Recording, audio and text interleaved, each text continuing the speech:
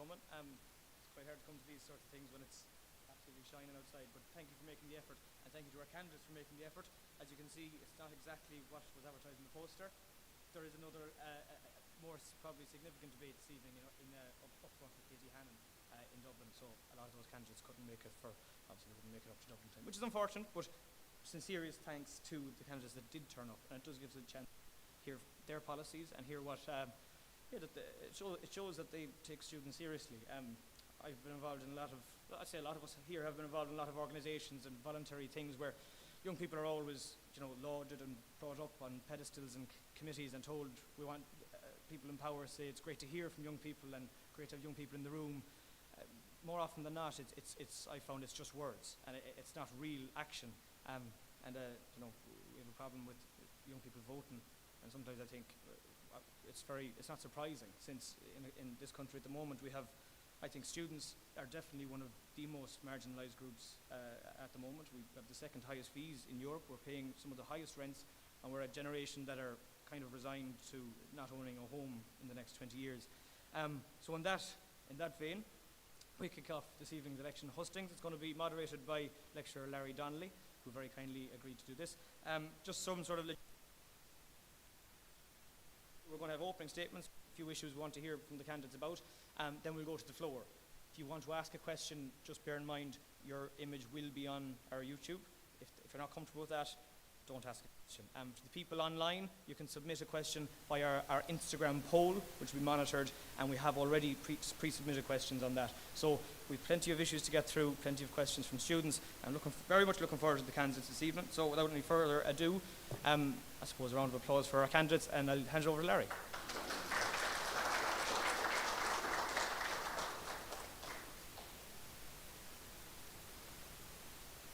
Thanks very much, Dean. It's an absolute pleasure to be asked to do this task. Again, I take all of Dean's points on board, but it is fantastic from my point of view to see students this engaged and this active. I think it is fantastic, and that's not just lip service. I really believe in that. And I'd also like to say thank you to everyone who's here this evening on one of those, I suppose we might say, rare summer evenings in Galway. So many thanks. Important in particular. I really want to thank the 5 individuals here this evening, because putting your neck on the line and running all of these individuals of our democracy, and the attacks on politicians, I think these days are very, very sad to me, and it's only because of that we have a functioning democracy, and I really want to say thank you to all of you, regardless on the issues, for standing up and trying to make a difference. So thank you to all of the candidates. As Dean has indicated, I'm going to start off, and I have a reputation for being kind of ruthless on time, so don't cross me. I'm going to start off with candidate opening statements, and you have 2 minutes each, and I'm going to do it in alphabetical order, meaning that we'll hear first from Stephen Garland, then from Rory Hearn, then from Fergal Landy, then from Brian O'Boyle, and lastly from Daniel Pocock. As indicated, we're then going to have a discussion of issues in which I'll invite each of you to speak. But again, let's have some give and take as well in a respectful fashion too. Okay? So without me dithering on any longer than I already have, I'd like to hear first an opening statement from Stephen Garland.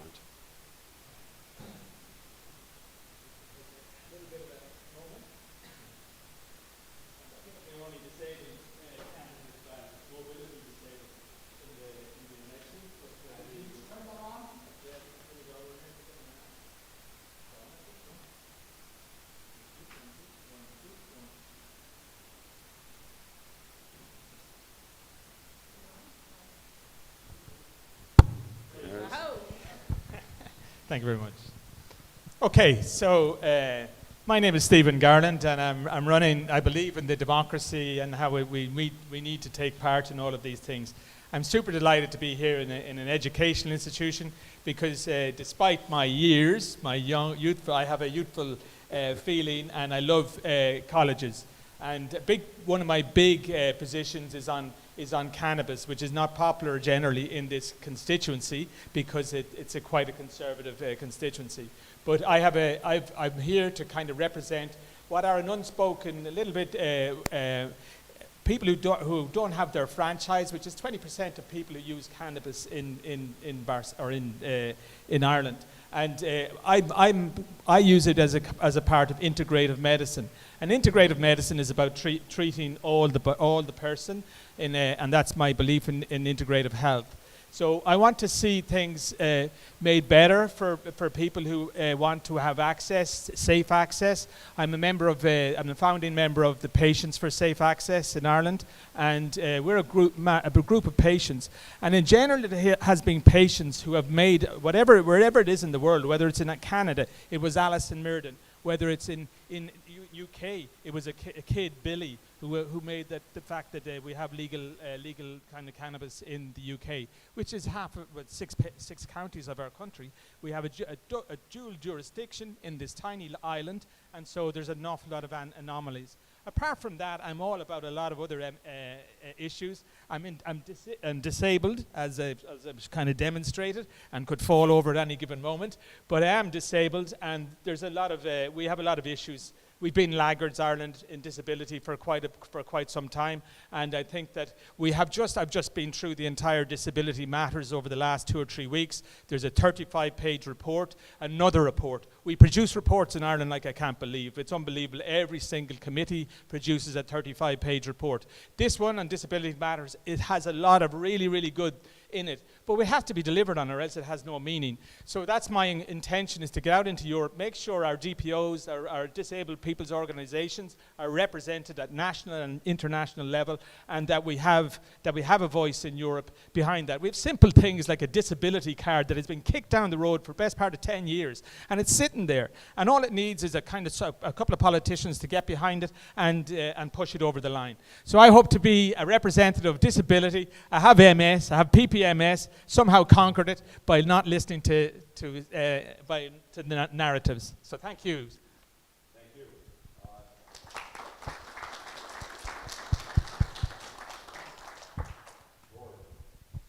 Thank you. Thank you, Larry. I'm delighted to be here today in Galway, back again, and delighted to be standing with students. And I've stood with students for many, many years in terms of the housing issue and the housing crisis that, as Dean said, is really leaving your generation without hope for the future, without hope of having homes in this country. And the European Union is supposed to be a project that is about the people of Europe, and the people of Europe having access to basic services, having a decent standard of life.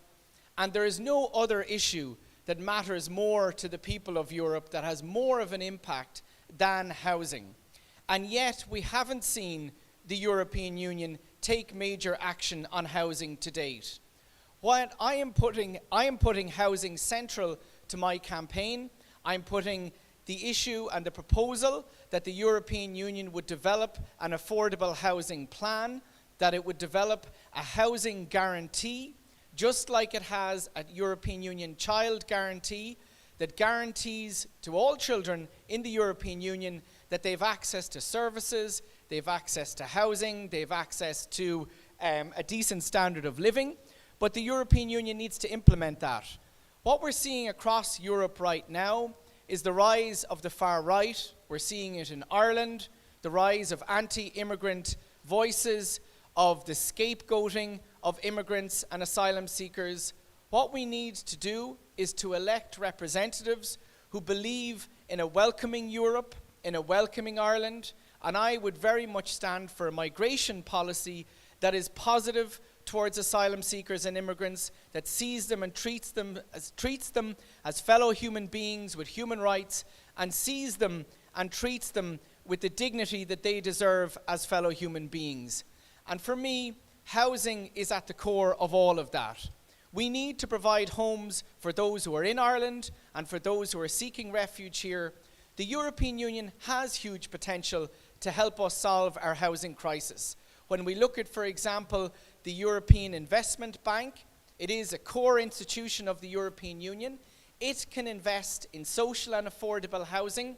I will be calling for, and if I'm elected, that there is additional funds put forward to developing housing, affordable housing for workers, and affordable housing for groups that are currently left out in terms of students, those with disabilities, those who are elderly, which we're not seeing sufficient housing being provided for, both in Ireland but across Europe, in countries like Spain, in countries like Germany. They're all facing a housing crisis. And people are asking me, why am I putting housing central to my campaign when the issue of housing is not a European Union competency? But the truth is, as I've laid out there, is the European Union can be doing a lot more and should be doing a lot more on housing. And across Europe, there are candidates like me standing who are putting the housing issue central. So if we have more people elected who demand that the European Union needs to address housing, then we will see Europe actually address housing. Thank you very much.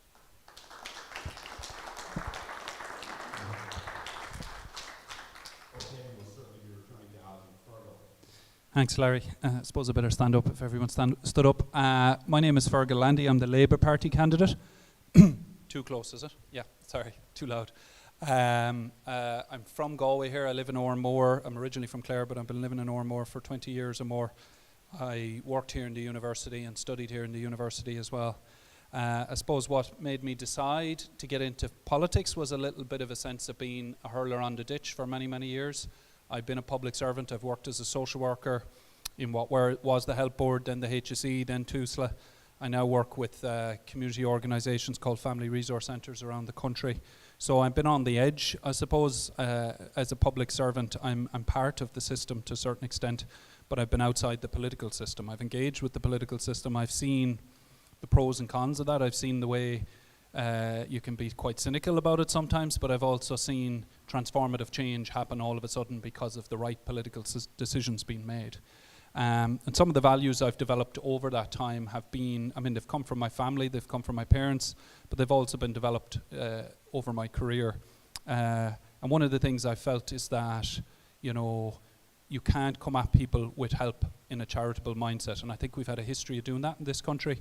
And I think there's an opportunity to begin to think differently about actually participation in support, participation in help, but actually participation in government, in governance, that actually we need a way more engaged and participatory system of government. And I think when you don't have that, when you have people feeling disenfranchised, and they might feel disenfranchised with their local government, right? This isn't only about the EU.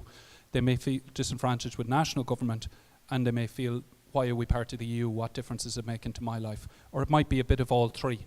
And I don't think there's anyone really explaining to them how do all three work together. So I think that's part of the communication and the conversation that has to happen. I think when people see, for example, I think here in Galway and probably across the West and in Ireland, people feel very passionately about the cause of the Palestinian people and the situation in Gaza. And I think when they see the EU actually leading against that point of view and actually, you know, being a regressive role on the international level, that becomes quite frustrating. So I think it can be different. I think it can feel different for people on the ground in their lived experience. They can feel like their lives are better as a result of government, including at EU level. I think the Labour Party has a role to play in that through electing 3, ideally, MEPs who can then be part of the Socialist and Democrats grouping in the European Parliament and can actually change things, whatever the issues are. And I agree with Rory that the issue, housing is a big issue. Climate justice is a big issue. International peace and security are big issues. The situation in Gaza, for example, is a big issue. And if we can return MEPs who participate with similarly minded MEPs from across Europe, we can change the situation and not allow those who would seek to drive division and hate into the heart of what was originally a unifying project post-World War, then that's sticking to the values, sticking to the mission of the original project and refusing to let it be hijacked by others. And I think it's really important that people think about that when they go to the polls on the 7th of June.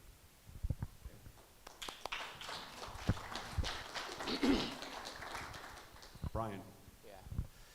Thanks very much, Larry. Yes, it's very nice to be here. My name is Brian O'Boyle. I studied here, actually, did my PhD here, bit longer than I'd like to remember ago now, but it's nice to be back. And look, I'm running, some of what I've heard here, it resonates with me, but I mean, I think we all can see that Europe's in quite a dangerous moment. There's a lot of, and I think getting increasingly dangerous, actually, and whether you talk about the climate crisis, or you talk about the crisis for young people in terms of their mental health, or you talk about the increased levels of inequality right across Europe, or you look at the crises in terms of public services, our housing crisis. Like, there's a whole series of deep crises, which are all actually, in the end, to my mind, crises of capitalism. You know, that's one thing I think that we need more of, an accurate description of where the root causes of the crises are. Because to my mind, you know, we're running in a democratic election, but it's very difficult to secure democracy when you have a super concentration of wealth and power at the very, very top of society. And it's not that that has happened by chance. That has happened because the policymakers have generally put profits before people. That's what's happened. And the consequences of putting profits before people in your economic decision making, in your social policy making, is the crises that we have. So those crises are consequences of political decisions. And I would like to argue that we need different kinds of values, different kinds of priorities in our politics. And the other thing I think that is important to say is that, like, I'm involved in politics for 20 years now, but most of my politics has been done through movements as an activist. And I think elections are very important, but I think the radical change that you get often comes from the majority of people becoming active in their own lives and fighting for whatever it is they need. And I think we need more political activists who will actually mobilize people and stand and listen to people, work with people, as opposed to thinking, what we'll do is we'll elect you, you go off to a remote parliament very far away, but not that much power. And I think politicians tend to overpromise. So what I will promise is that we will, in People Before Profit, continue to be the party who most stands up against the far right. We will be a party who continues to fight for housing for all. We'll continue to be a party that fights for a much more equal, much more democratic society, and one that will solve the climate crisis by arguing that in the end we're going to have to take on corporate power. And I think that's the key thing that would, you know, mark me out in the election. Thanks very much.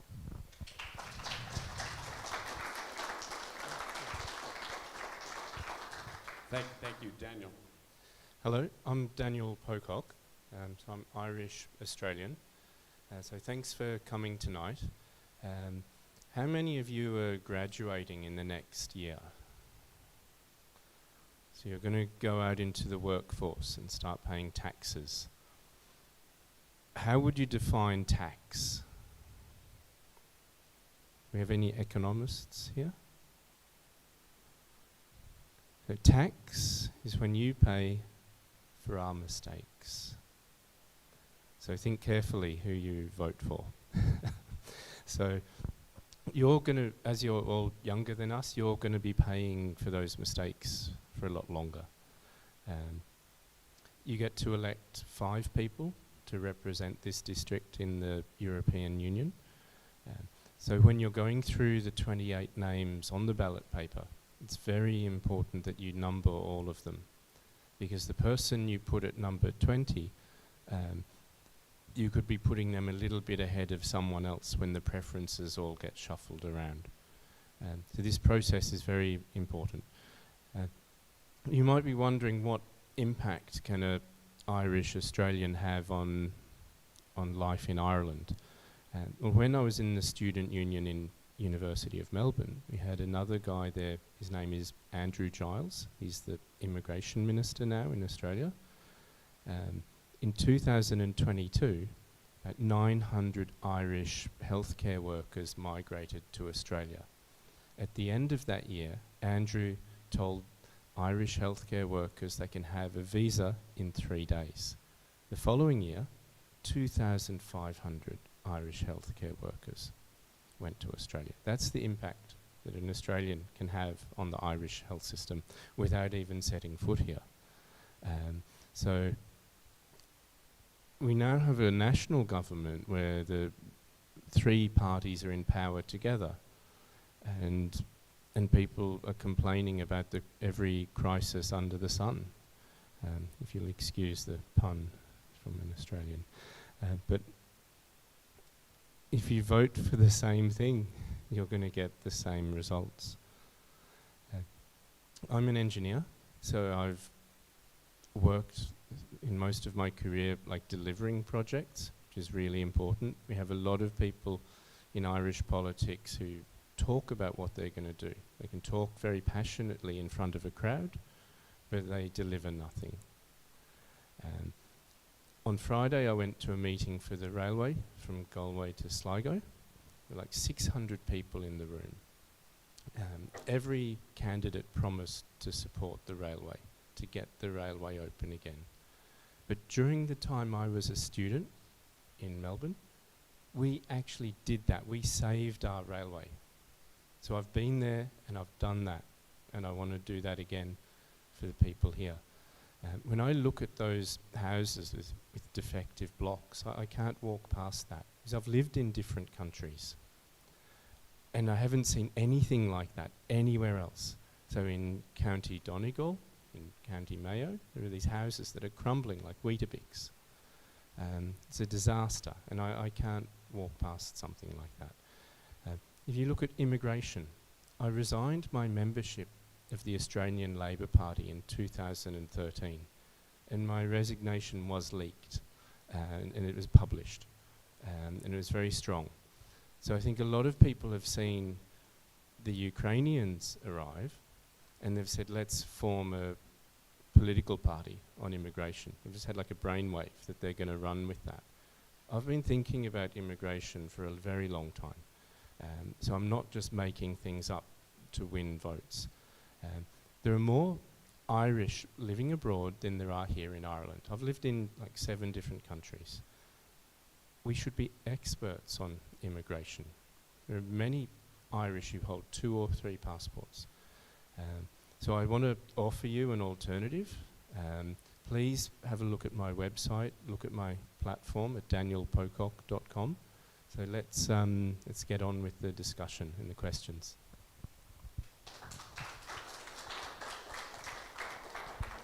Okay, thank you, Daniel. And I'm going to work in reverse order here. And I'm going to say we're going to take on a number of issues. And the candidates at this stage, I think, will probably be familiar with the reality that they're not European issues per se, but they are the issues that are on the minds of people who are going to be voting on June 7th. And as you take each of these issues on, I'd ask you to consider it in that light. How would you address these issues as a public representative and specifically as a member of the European Parliament? So as stated, I'm going to move my way down from Daniel on, and I think Rory and Fergal and others have hit on this. The reality is that, especially for an awful lot of these young people in the audience, housing is the #1 issue ahead of them. And I'd like you to address what you would do, or what your ideas are as someone who's seeking office, and what specifically, as a member of the European Parliament, you would do to alleviate the horrific housing crisis in this country. So housing. How many? Everyone to be brief. Okay. Is anyone here actually homeless at the moment? Do you all have a home? My house burnt down last year. Okay. I sleep in hotels and Airbnb. I actually have to go on the internet several times a week looking for a place to sleep. And when I'm in Ireland, that's very hard, because all the Airbnb accommodation gets taken up for weekends, for stag nights and things like that. So you always have to be moving around from one place to the next. Did anyone see the story of the nurse who died in Dublin in the street in February? It was Anne Delaney. Does anyone remember that? Yeah. I was sleeping in a Keevansport hotel in Camden Street that same weekend. I walked past Mrs. Delaney the day before she died, and I walked past again on that very morning between about 7:30 and 8:30 on the day that she died. So the news reports tell me she died about 9 a.m., or she was officially declared to be deceased at about 9 a.m. And as far as I know, out of all the candidates, I'm the only one who's actually walked past this woman on the day that she died. And I cannot walk down Camden Street again today without thinking about that someone has died there. I've put a more detailed testimony about this on my blog with pictures and things, and I'd encourage you to read it. Now, Ireland is an island. We can't make it bigger to build more houses. We either have to take countryside, or we have to build towers, or people end up leaving. We've always had massive emigration from Ireland, like 40% of people leaving Ireland. It's always been this way. Some of these new parties that have arrived recently for this election, they will tell you that this is a new problem. It's not. I advertised a room in Dublin in 2018, and I had 500 applications for that room. Okay, there's always been a crisis here, and we have this decision to make about whether we build more or whether we make it easier for people to leave. Being a part of the European Union gives people more choices to leave, to go and study in Europe, or to take a job in the continent, or whatever else. So the people who go to the European Parliament will represent your rights when you're working in Europe, if that's what you choose to do. If you choose to pursue further study in Europe, we're supposed to be looking out for your rights in that scenario. So that, given that I've exercised those rights many times to live in the UK when it was in the EU, living in Paris, living in Switzerland, I probably understand those rights more than any of the other candidates. But that's one of the ways we deal with housing, is some people just Okay, I'm leave. going to have to ask you just to move it on. Okay. Thank you. Yeah, okay. So the first thing I would say is that housing is absolutely essential. Yeah, I mean, to a well-lived life, to a secure life, people have to have a home. I mean, to my mind, it is one of the greatest scandals of the Irish state that it has left so many people with the levels of anxiety that they have, and younger people in particular. The second thing I would say is that when you think about the housing crisis, you have to remember that although for the majority of people it has felt like an ongoing crisis that has gone on for over a decade, there are constituents in Ireland that do very, very well out of that situation. So if you go and look, for example, and I hope you will do it, at the most revealing table I saw was one from the Irish Central Bank. And what it showed was, in 2013, the housing asset values in the state had fallen to 350 billion. And then they started to rise gradually, and now they're worth over 750 billion. So that's a 400 billion euro increase in the private asset values of those who have property. So the crisis for some is also an opportunity for others, and that's a really important understanding of why we continue to have the crisis. It's not just a crisis, it's also a profit-making opportunity for many people. So what do you do about it? Well, the first thing is that the technical problem isn't nearly as difficult to solve as the political problem. So if you go back to the final years of the Celtic Tiger, now there were many problems during that time in terms of planning and so on, but actually the facts are, in the last 2 years, 2006, for example, was the high peak, and they built 96,000 housing units in the state. 96,000. This year they're patting themselves on the back because they might get 30, 35,000. It's possible to go way, way higher than that, right? So that's possible. The second thing is Ireland has massive surpluses of money. Ireland is going to have about 8 billion euros this year of a surplus. They're putting money into a rainy day fund when most students can't get a house. Now, to my mind, it's lashing rain on many people, and we shouldn't be using it for tomorrow. It should be used now to build houses today. There are 805 parcels of land that the state owns, and there could be many, many more found if there was a proper... And I think in the end, what we need is a national state construction company. When you needed to electrify the island, you didn't say, let's do it piecemeal with the private sector. You said, let's get a national state company to go in and solve the problem in a one-size, get it done quickly. And I think the ESB has been broadly a very big success. And I think at this stage, after all this crisis, after this, you know, many, many false dawns, Fianna Fáil and Fine Gael have proven that they can't solve the crisis. A national state construction company paying workers a good wage, to my mind, would bring workers in, enough workers that would feel that they have a secure job. There is the land available. That would give us the workers. There are issues around construction prices and so on, but again, the more you know, if you do it in bigger numbers rather than smaller numbers, it gets cheaper. So to my mind, the biggest problems are actually political rather than technical. The government often wants you to make you think it's a technical problem, we just can't build them. But actually, to my mind, it's a political problem and it can be solved. Finally, on Europe, the big problem in Europe has been the fiscal rules.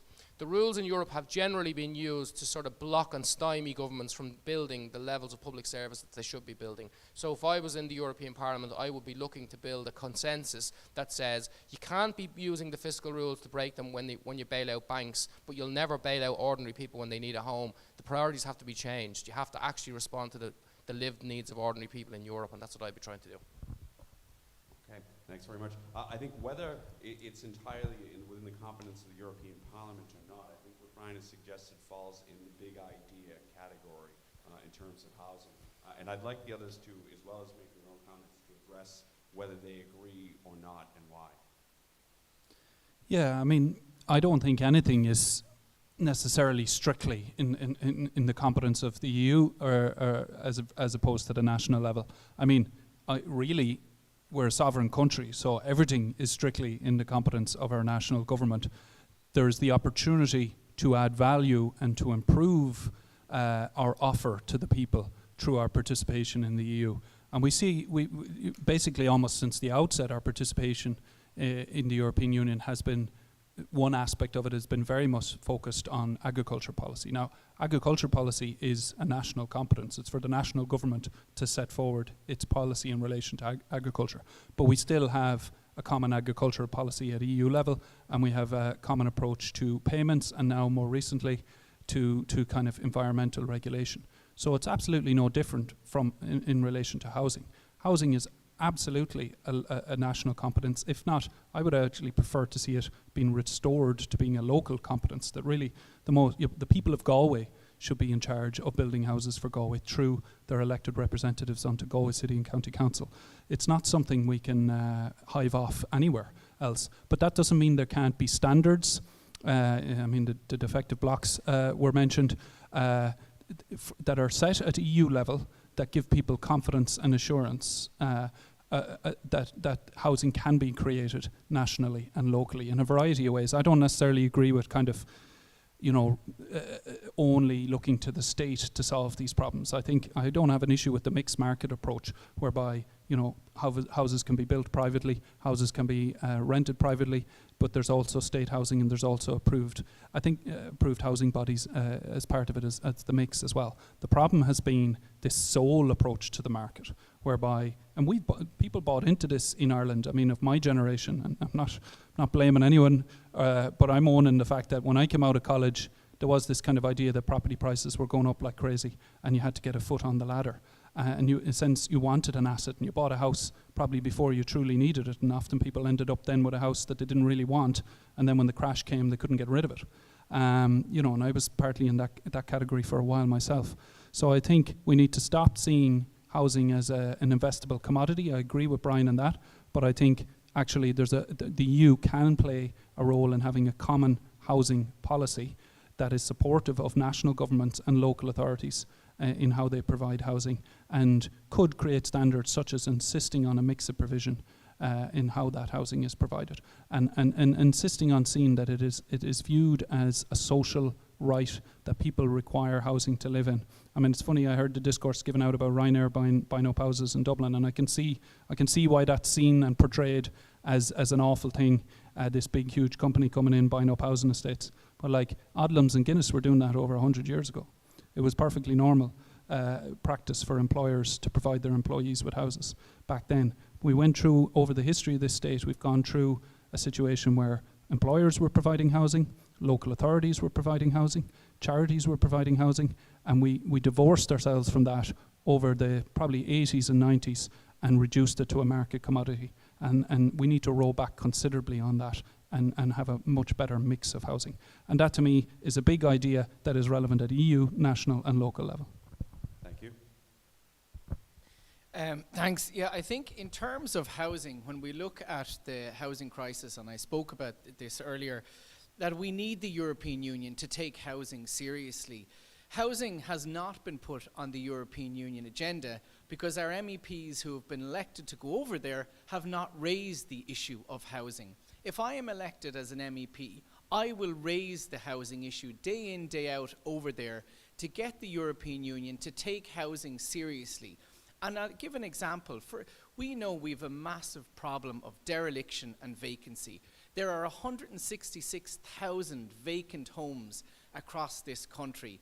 There are tens of thousands of derelict buildings, derelict commercial buildings, homes lying idle, buildings lying idle, and yet there's no pressure on our government to turn them into homes. I am calling for a European Union directive that would pressure and force governments in areas of high housing need to turn vacant and derelict housing into homes. It is not acceptable in this country, in any European country, in any European city, area of high housing need, that we have homes being left vacant, properties been left derelict, and that is an area that the European Union could take action on, and I would push on the European Union. The other area is the issue of vulture funds.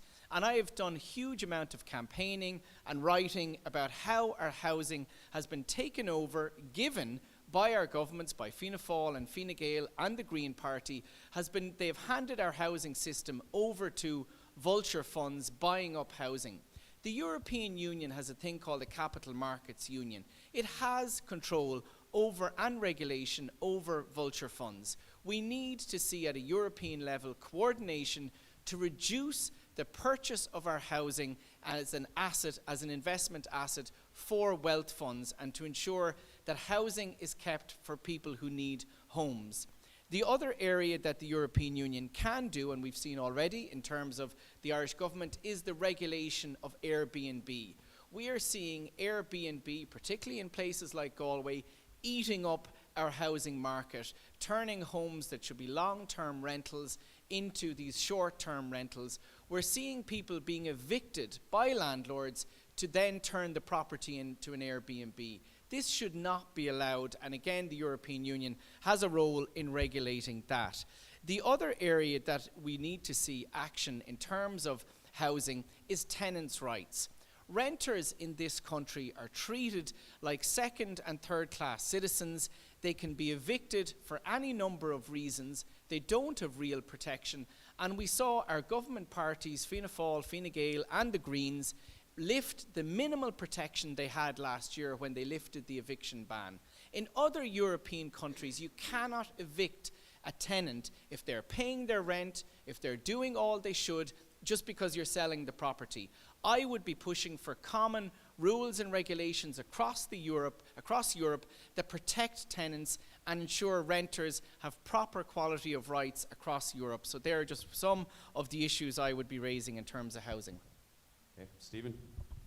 How you doing? Yeah. So there's this kind of issue about national competence and EU competence for sure, and I tend to agree with everybody who's brought the points that people have made because they make sense in a way.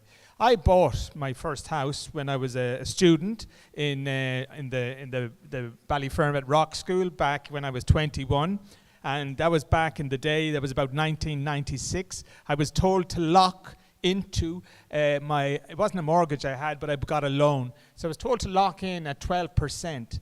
And I don't know what anybody I don't people this generation here really can conceive what it is to have an overdraft of 12%. It's nuts. And when you're in college and you're studying and you had to deal. So that was a reality before we went through this massive honeymoon period of low interest rates that was only about 2%. And between that locking at 12%, I lived a very good life where every couple of years I would remortgage and reorganize my finances, take $5,000 out, go go and party up for a year or two or whatever. But it was that's what the difference in the housing market. I got out at the right time. I got out when the Celtic Tiger was beginning to rise, and I made money. So I made money on property long before this idea. So it is a real thing, this attraction to get on this housing ladder and to get into property. So I really have a concept of what that is. But so in the end, for all that the points that the guys have made here, yes, they're very real. We have to be out there looking after our tenants. I have a lot of experience of countries like Spain. Spain, it's a constitutional right. You know, it's in their constitution that you have a right to housing. This is not the situation in Ireland. So we have a lot that we can share. I believe that the EU should be about sharing. So we have a lot of projects. There's projects in Vienna. There's projects in Amsterdam. There's all really up and running, working social models, social housing models. You have places like Barcelona, which I know very, very well. Barcelona is turning itself into a green city. It has an ambition to be the greenest city in Europe. These are all things we can learn from. The social housing is happening in parallel with these situations in these cities. And Vienna's had it like for 90 years. They've got the highest rate of social housing occupancy in the EU, and there's a reason for that. It fundamentally has been there for a long, long time. We're playing catch up in all these regards, and it's true that it has been driven an awful lot by the kind of, like the speculation that I enjoyed. Hang me. But the point is that that's what attracts us into these situations. Airbnb, massive issue all over Europe. All these cities are suffering from Airbnb. So there are commonality between, and that's what I see. I see the commonality of the need for projects, of meaningful projects that can deliver for back in Ireland and bring that stuff home and that ideology home and put stuff in the constitution in Ireland. But, we have to share stuff across Europe, and that's where we're at. So that's what I will seek to do and bring home. Okay.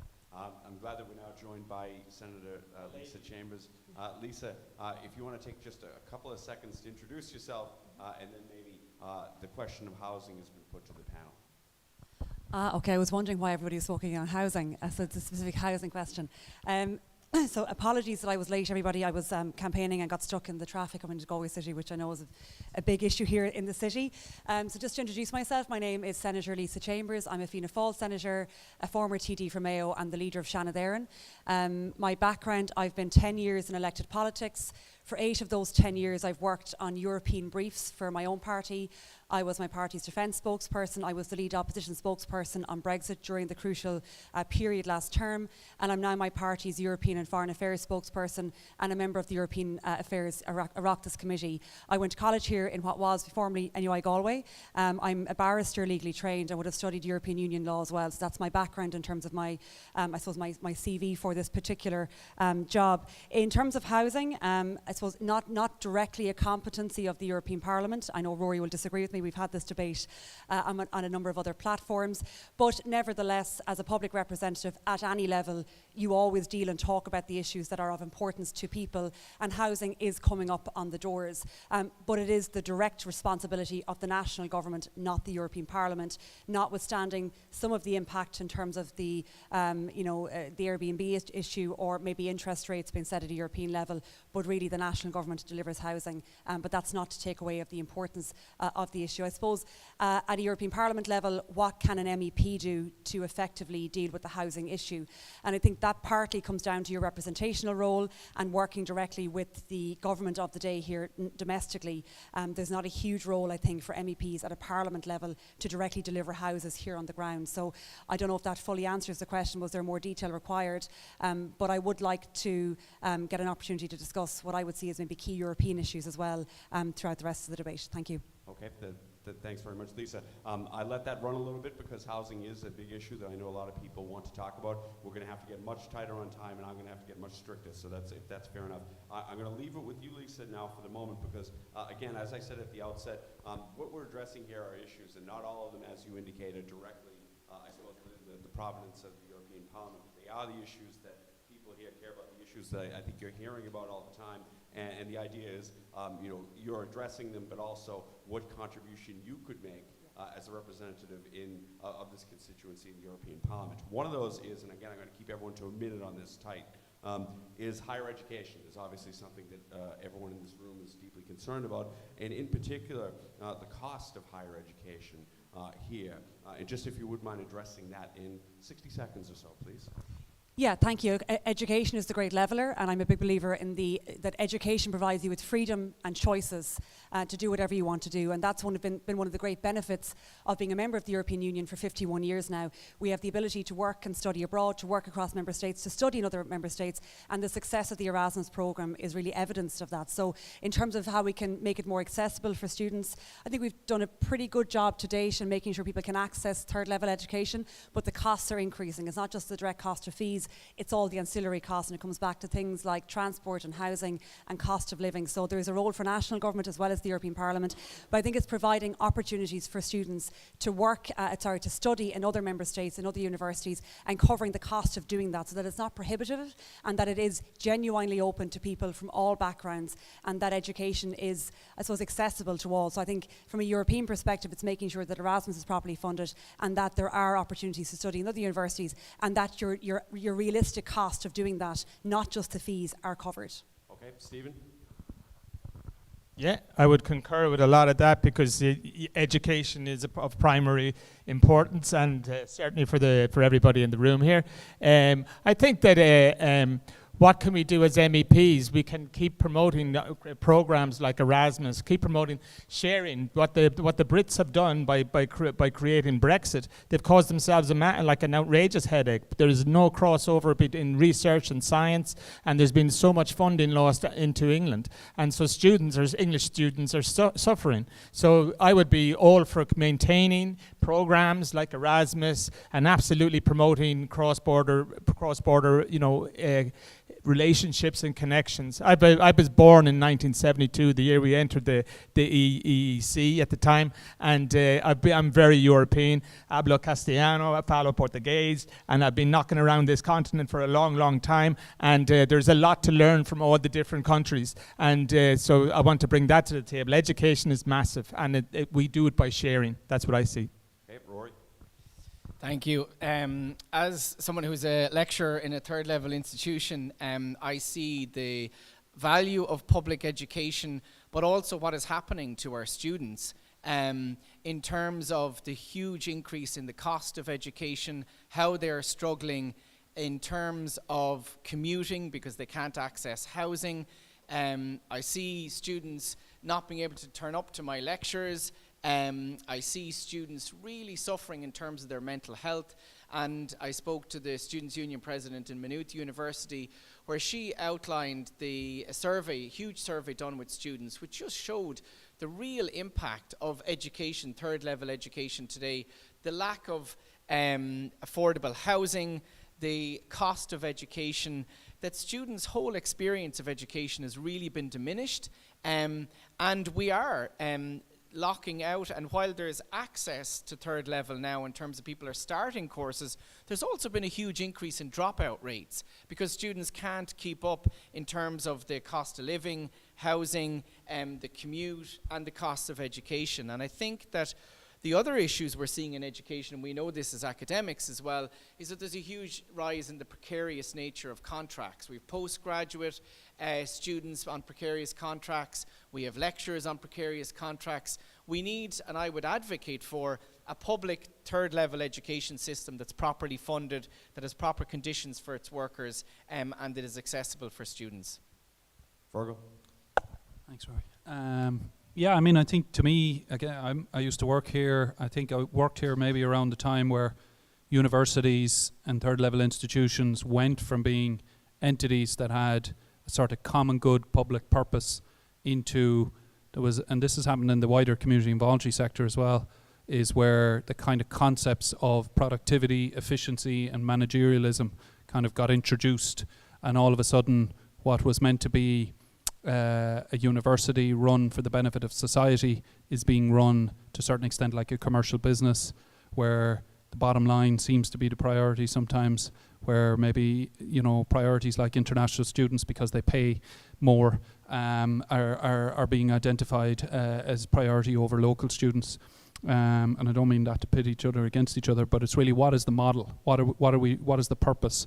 I agree that it's about coming back to it as a social good that we should be providing. But I think in terms of access, like the horse is bolted when we start talking about access to third level education, like the inequalities of access to third level education or to other routes around community education or apprenticeships are being set in infancy. They're not being set at 18 or 19 when you decide to go to college. So actually I think we need to have a much more systemic conversation about education, whereby we actually look at early years care and education and family support for children and families in more disadvantaged communities or in all. And now one of the consequences of our approach to housing, which we haven't talked about that much, is actually the kind of the way we've redistributed disadvantage using the housing assistance payment. So the way that we approach addressing socioeconomic disadvantage has changed. So we need to begin the conversation there and then actually look at an intergenerational approach to third level education. Okay, thanks. Thank you. Yeah. Education can be transformative. I am from a single parent family in Tala. And my mother was the first person in my family ever to go to university. She went when she was 40. And I went when she left so that because we couldn't afford for the two of us to go to college. That's the kind of world that I lived in. But luckily, I was born maybe 20 years before the students that are here. The Celtic Tiger was there were grants, and actually it was relatively cheap to rent at the time. So you can't divorce this question from the previous question. I mean, to my mind, the cost of housing is the biggest cost for students. Like, that's the biggest challenge. Second one would be, I notice now when I'm talking to the students who I'm actually working with one who's working on some of this stuff for her dissertation, and she, Rory mentioned mental health, and the survey that he's referencing was a youth council survey that said that only 8% of the respondents said that they could characterize their mental health as good. Now that's shocking. There's something really deeply wrong if people who are in, to my mind, the most exciting time of your life, like it's the time when you get to start, really forming your identity, learning about the world, forming important relationships, taking your first step into independence, that all should be at the forefront. And instead what's happening is people are struggling with the costs. They're in a hyper competitive system, so the pressure to get results is massive. Then they're wondering, even if I did get a really good degree, will it be enough to get me a half-decent job in a really banjaxed economy? And then, if I got all that, can I afford a home? So it's a really systemic problem, and education has been shaped by neoliberalism into something that is serving the market but not serving the students. And to my mind, we need a radical overhaul of all of that. And the last thing would be, for those students who do have to work, how about a minimum wage that actually pays you something? Because, Lisa's government are at the moment stalling on the idea of paying students €15 an hour. At least if you got €15 an hour, you might be able to cut back some of the hours you have to do in order to get a half-decent education. Okay, Daniel? So the year I started my undergraduate studies in Australia, the government doubled the fees, and we responded. We laid siege to the universities. We had the longest ever occupation in the history of higher education in Australia. I'm not sure exactly what my role was in that, but nonetheless, it was remembered. They haven't increased the fees very much in the last 20 years since that happened.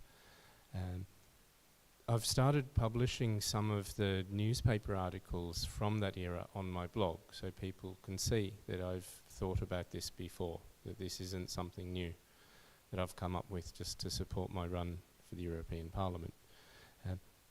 Now, the other similarity between the problems in Australia and here is that at this very time that they doubled the fees, they said that 1/4 of those seats in universities would be sold off to international students for whatever price they could get for them. So some of the universities, the very famous universities like University of Melbourne, can charge a lot of money for those seats, whereas the other universities struggle to profit from that.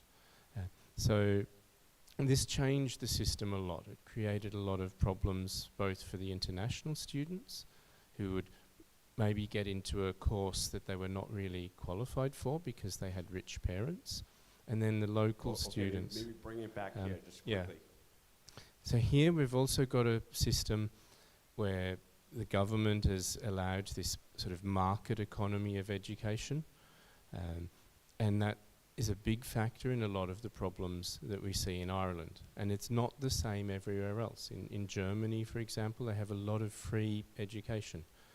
So here, you see a lot of students are working in pubs, they're working in supermarkets. So it's kind of a waste. Okay, we take the point. Yep, well made. I want to move it on because we have other issues to discuss. I want to jumble the order here a little bit, and I want to go back to Fergal. And I think, again, all of these issues, I think, pale into comparison when we talk about climate change, which is obviously the existential issue. And just in terms of in your capacity as an MEP, what would be your immediate priorities on climate change? And I also know an issue that students are concerned about is the related matter of increasing and expanding public transport. Yeah, I mean, I suppose my view is, again, it's kind of systemic, so yes, it is a key issue, but it can't be looked at in isolation. I mean, some of us participated in a recent debate with the IFA, where in some ways, the way that the European Union is approaching the environmental issues and climate change is losing some of the people that we need to bring with us. I think farmers are some of those people, but I think also, students, residents of cities, people experiencing fuel poverty, are all being lost in some ways it's a classic example of a well-intentioned policy being implemented badly and being implemented wrongly. So I totally agree that we need to change, we need to decarbonize our economy, and we need to implement measures to achieve that. But I think there needs to be way more engagement and consultation, and it goes back to what we talked about earlier about the relationship of what's at EU level competence and what's at national and what's at local government, because an awful lot of the measures that need to be taken to support people to live differently in a more sustainable way actually play out at local authority level. And for example here, there are many initiatives and many funding programs coming down through Galway County Council and Galway City Council and the PPNs, the public participation networks, which are actually about supporting people to change how they do their business and how they live their lives. So I think at EU level, whether it's through the environmental measures, the funding, for example, relevant to farming, or whether it's to do with our approach to public transport, or whether it's to do with the EU fiscal rules being an impediment to any of these things, that we need representation at European Parliament level that brings social justice, fairness and equality to the heart of the discussion about how we deal with climate change. Okay, Rory? Yeah, I think we need to be quite clear that there is an agenda amongst the far right and the centre right as well to really ditch the European Green Deal when we see how the nature restoration law has already been rolled back on. We need people who will go over to Europe who will defend and stand up for both the environment and for social justice. And I think that's what I would be doing. In terms of the climate crisis, it is the most existential crisis that we face as a species. We are facing the possibility, if we don't take radical action, that we will create an uninhabitable planet for human beings. And so we need to take the climate crisis serious. We need to implement measures at a European Union level, at a national level, that make real progress on decarbonising our economy and our society. But we absolutely need to ensure that at the heart of that, we ensure people's basic needs are met. And for example, housing is one of them. We need to ensure that the people's incomes are supported. And I think that what has been missing at a European level is that concept of a just transition, that the funding that is put forward to support small farms, that's put forward to support communities, and in terms of renovating, for example, retrofitting homes and building green homes as well. So that's what I would push for in terms of the environment. Okay, Stephen? Hi, yeah. So the Green New Deal is obviously central to anything that's going to happen in Europe. I have a few ideas about what needs to be happening there. We have the greatest sequester that we have is hemp, and we have a hemp industry that is being stifled and is being crushed. The EU is actually passing laws for the first time in a long, long time that promotes a hemp industry in Ireland. There is no processor in Ireland. Ireland needs a processing plant. Now, the only way that that can happen is that because the inputs are not there and the outputs are a struggle as well. So the model is kind of struggling. And but France has really woken up on hemp, and they have now 9 processors across France. There's only one in Spain. This is an opportunity for Ireland. We can access Green New Deal funding to make an industry happen in Ireland. It means a mindset change. The farmers have had a big win with the protests, and I'm all about protesting and their success. But in the end, I'm not about derogations for pesticides. I'm not about continuing pollution. I come from the Lakelands in Granard and Longford, and there we can't drink a glass of water for all my life. And every single waterway, there used to be a tourism industry in my town in Granard in County Longford. There was a vibrant tourism industry, and now every waterway is killed because of intensive farming and because of the biodiversity damage. And so that is an issue, and Europe has the answer with the money to go into a just transition and bring small farmers along. Not this, what are we doing? We're promoting massive farmers, we're building big dairy farms that are send milk to the Dutch cheese industry. Okay. So that's point my is feelings. taken. Lisa. You're pointing here like I'm a massive farmer. I'm not, but I do come from a rural community in Mayo, and I think, as a constituency in Midlands Northwest, there are a lot of people relying on agriculture, not those just directly farming, but all of the ancillary industries that go with that. And we are one of the most sustainable agricultural systems in Europe, and I think we do farming well. But that's not to say that we don't have to make changes and that we can't do things better. So, as has been mentioned, I think I would take a more positive view of the climate challenge and how we're addressing it. I think this is definitely a key area for the European Parliament. It's clearly a European competency, and it's a bigger picture issue. If we look at what's happening in the US and say China, for example, we're taking climate change seriously at a European level, and every country is trying to do its part. So we have the EU Green Deal that was agreed in 2020. We have, we have carbon budgeting now across all departments here in Ireland. Every department has been tasked with reducing their emissions. That's across transport and agriculture, as all departments are doing their thing. I think there's been my own view on the way we approach climate change at times is that it's catastrophizing, and we're presenting green as red and making it all about what you can't do. And the easiest thing to do is just to farm less, drive less and live less. But that's not very ambitious, or I don't think it's visionary for how Ireland can do things differently. A big component of my campaign is around renewable energy. As somebody living in Mayo along the west coast of Ireland, we have 10 times Ireland's energy needs sitting off our west coast. We have the second best wind corridor in the world and the best wind corridor in Europe, and yet we're not going after it. Scotland finished mapping their coastline 3 years ago. We have not started mapping the west coast yet. So I think we need to be ambitious for renewable energy in our country, and that will allow us to address the key challenge, which is energy. And how do we fuel agriculture? How do we fuel industry? How do we fuel our homes? How do we fuel transport? And we have to find a clean, sustainable source of energy. That's one area. Yes, we need to get better at retrofitting. We're not doing enough in that space. That is an area where the European Parliament can assist as well. And electrifying public transport. So there are some areas, we could spend all evening talking about climate realistically, but I think we have to be more positive and give people hope that we can deal with this challenge, not just in Ireland, but at a European level. Okay, thanks. Brian? Thank you. Yeah, I mean, the framing of hope versus sort of pessimism maybe I don't think is that fair, because if you're a young person today, over the last 30 years, you've constantly heard that the climate crisis is existential.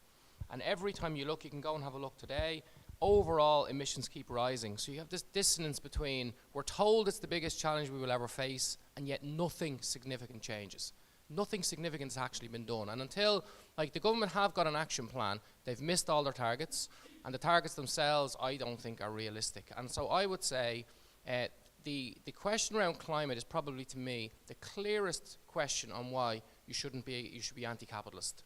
Because the way I see it, and this is my view of the world, is that over the last maybe 3 or 4 years, despite all the rhetoric around climate action, the big oil and gas companies have just got massively more wealthy. Vast profits came in. Why? Because of the Ukraine war. So if you go and look at the top 5 oil companies, they made more money in 2023 than they've ever made before. Very little of that is going into renewables. And I'll give you one sobering statistic. If you look at the European Union Stock Exchange, okay, I'm an economist, right? And that's just, I'm not saying that's to give me extra authority, but just that this is why I know this stuff. If you look at the stock exchange and you see, where are the stocks? Almost a third of all European stocks are either in oil and gas, or connected industries like autos and so on. And that says to me that investors are not banking on significant changes to our climate action. They're not going to do it. So what do we need? We know what we need to do. We need a massive investment in renewable energy. That's the first obvious one.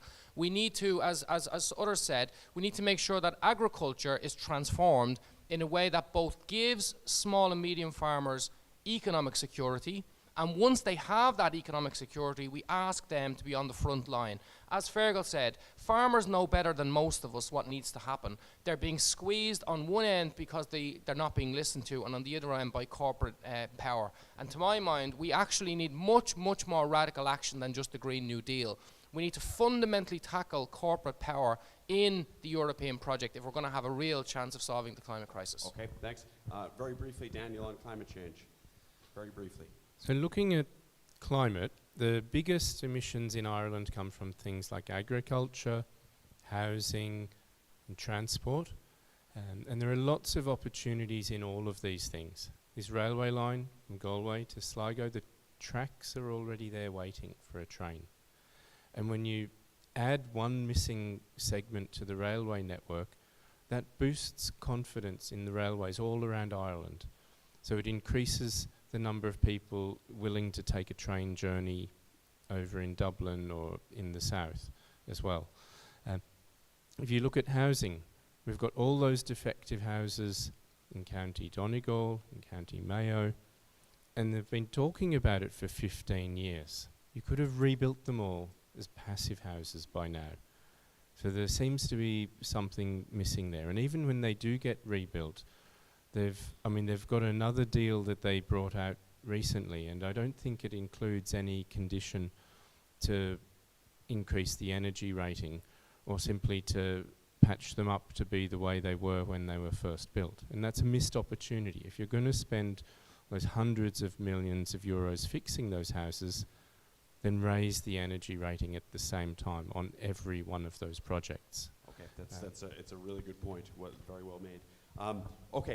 Lots of other issues that are there, but I think the questions that I've received so far, I think address some of the other issues, and I want to put the first one, and then I'm going to open it to the audience for questions. But I want to put the first one, I'm going to start with Brian, and goes around. And this is a question submitted. With respect to, as an MEP, what would you individually do with respect to countries that attack and abuse refugees and migrants on their borders? And we have heard some very disturbing stories. What would you do as an MEP in that regard? And lastly, a question for everyone, and I literally want a one or two word answer. How much is immigration coming up on the doors? I'll answer the second one first. It's not coming up as much as it comes up online. Maybe, if I was to give an average, maybe twice on a canvas of 2 hours. So you hear it, but rarely is it a very worked out right-wing position. People ask you questions, you have a dialogue, you mightn't change their mind, but that's the answer to that one.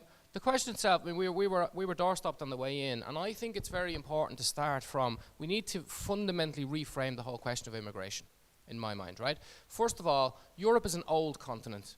It's the oldest continent, right? And I looked up a statistic in preparation for the question we got, and apparently 70% of all the new jobs that were filled in the last 10 years, absolutely essential jobs in our services, in our healthcare system, were filled by immigrants, right? So there's nothing, we shouldn't start from the idea that, oh, you're more valuable if you're, you have more value to us as a human being if you're fleeing a war, but you're not very valuable if you're an economic migrant. This is there's illegal versus legal. I reject all of that stuff. First of all, migration and immigration have been good for people, right? They've brought cultural interaction. They've allowed people to move and discover themselves. My brother has moved to Australia as an economic migrant because the Irish economy collapsed. That wasn't his fault.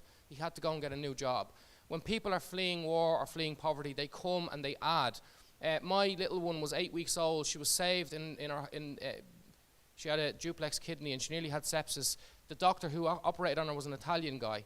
The nurses were from the Philippines and from India and from Ireland. And I just think, people make an enormous contribution, and we've got way too far down the far right. We've given far too much ground to the far right on this idea that we have to constantly be on the back foot. We should be on the front foot and say migration is a good thing.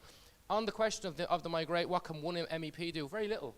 But what you could do is go over and say that the Migration Pact is an absolute disgrace, where they're locking children up in detention centres for nothing other than being poor. I mean, it's an absolute tragedy to my mind, and it's an outrage that we're living that way, right? We need to fundamentally reframe the question of migration to remember it's human beings who are well able to integrate, and what we need to do is have a proper integration system that allows people to contribute like the rest of us do. Okay. Fergal. Okay, I'll do the same as Brian. I'll take the second one first. I mean, no, it hasn't come up massively for me, and I'm also running in the local election, so I'm knocking on door-to-doors here locally, and like people want to talk about the things they were talking about a couple of months ago, which were mainly housing and the health service and how those things impact them. So I think it certainly suits the agenda that people have referred to, and I don't want to overstate it or give it any oxygen. It doesn't. It suits that agenda, but it also suits the current government parties that all of a sudden we're talking about migration at 24/7, and we're not talking about the health service or the housing situation. And if I ask the Taoiseach of the day, how are you going to solve the housing situation, that's a long answer. His answer to migration is we stopped a couple of buses and we gave fellas one-way tickets back to Northern Ireland. On right? another question. Yeah. On the main question, I think we're at a key point, and these elections across Europe are at a key point about what is the European Union? Again, it's back to that kind of fundamental question. What is the political vision for the European Union versus a narrow economic vision? Is it a collection of countries that manage a single market and regulation and interest rates and a monetary union, or is it actually a political vision about a better Europe as compared to the Europe that existed before? So to answer the question really specifically, any country, whether it's, I'm not going to call out specific countries, but there's been issues with a drop in human rights standards with European countries, right? Not just over in the Eastern Bloc, across the board. And my view is we should have if we don't have integrity in the political vision of the European Union, which is that is unacceptable, and that will lead to consequences. For countries outside of Europe who are violating human rights and inside of European Union who are violating human rights, there will be consequences, and we will be consistent about that. We won't have one rule for Israel and another rule for Russia. We will have the same rule for everybody, and we will adhere to it consistently. Okay, Rory. Yeah, and similar to the previous two, in terms of on the doors, the canvassing I have done, it has not come up as a major issue, but we have had public meeting. We did organise in Maynooth on housing, a very, very large meeting. There was a number of people came along to try and disrupt that. And what is very clear to me, and the research shows this, that the majority of people in this country are absolutely welcoming to migrants. We saw the huge outpouring of support for Ukrainian refugees. But what is happening is that, and it's not just in Ireland, it's across Europe, the failure of our governments, the failure of the European Union to ensure people have a home, to ensure people have access to health services, is been whipped up and turned and scapegoated on migrants and asylum seekers. And I think there's a real danger that where we're heading to is a much more divided, much more polarized type of society, and across Europe where migrants are completely suffering in terms of racism. We're seeing an increase in racist attacks in this country. And that is not the type of country or Europe people want to see. And just to say very clearly, European Union policy, you talk about policy, there was 3,000 people died in the Mediterranean last year in terms of migrants who died. Is this the Europe? Is this the Europe we want? I don't want that type of Europe. And I'm for a Europe that welcomes people, that ensures people's safety. And that is what I would be pushing for if I went over to Europe. Okay, Stephen. On migration, the flavour of the day, I think that Ireland should try their best to. I don't believe this immigration pact is it a done deal at this stage. I mean, it's not going to. Nothing is going to be enacted for 2 years. That's my belief. But there's no way out of it. Denmark didn't opt in. Why did we opt in? I'm not sure what the answer to that is. I believe that as sovereign nations, we should control our own migration policy, and we need a migration policy. I've lived throughout my life with the migration policies of Australia, for instance, and all these different issues about where I can travel. In the meantime, I've traveled everywhere in Europe, and I've lived and worked and traveled everywhere in maybe 6 different countries in this European Union. And I love the European Union. I'm a complete Europhile. And because the day that I dropped into Holland, back in 2006. I've never looked back. I lived in Maastricht, 2.5 hours to Amsterdam, 4 hours in anywhere in Europe in 4 hours in a car. So it's my lifeblood. That's what I am, and I really believe that everybody, as students here, we need to take these values on board and really share in that European vision again. And this immigration thing and the move to the right and all of those tropes, they're out there, but I don't believe we need to live them, and certainly I wouldn't be projecting that kind of image on my constituents. Okay, Lisa. Thank you, Larry. So it certainly is coming up for me quite a lot, and I would say it's in one of the top 3 issues. And I think the suggestion at times that it's somehow just the far right raising it is not my assessment of it. I think ordinary middle ground people are raising it. More, they just want to know what's happening. There's a bit of concern. People inherently don't like change. We're uncomfortable with it. We like things to stay the same, but nothing ever stays static. So it's the level of change that people feel they're experiencing, and they are extraordinary numbers coming into the country that we had never foreseen, and mainly in large part due to the war in Ukraine. So we could never have foreseen the numbers that would have been displaced on Europe's borders and the numbers coming into Ireland in a relatively short space of time that was not projected. So that is putting pressure then on things like accommodation. That's causing very localised issues in terms of use of hotel accommodation in certain areas. So it is coming up, and it is an election issue. And I think it's very important that centrist middle ground public representatives are discussing the issue and not dismissing it, because what you do then is you drive people to the fringes, to the extremes, because they feel that's the only place that they'll get a hearing on an issue like this. So I think what the feedback I get is that people acknowledge that migration into Ireland has been a good thing, particularly in areas like health is a really good example in terms of nurses and doctors and carers. But what they want is, I suppose they want a fair system, a robust system, one where they know how it works. And they want to see that their government looks as though it's in control and managing the system well.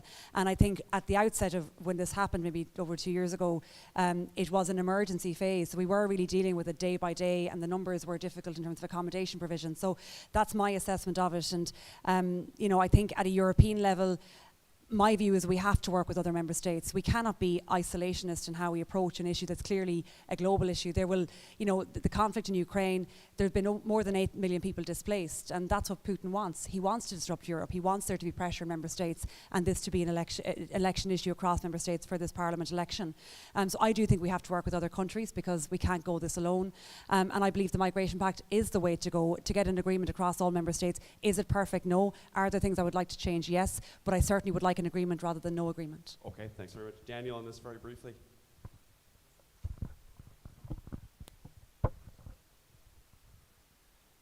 So as I mentioned before, this immigration challenge we have now is not a new thing that's just come to me in a brainwave before the election. I resigned from a political party over this issue in 2013, and people can go online and read my position then and see it hasn't changed a lot. I have some sympathy for the Irish government on this issue right now, because it's obvious that some very big powers are dumping this problem on us. You've got Putin. He knew that going into Ukraine he would push people across Europe, and he's a lot bigger than us. You've got Rishi Sunak now with his Rwanda plan, which he's very foolishly copied from Australia. And he's copied that, and the people are coming here. So these are actors who are outside of the control of the national government of Ireland, and even outside of the control of the EU.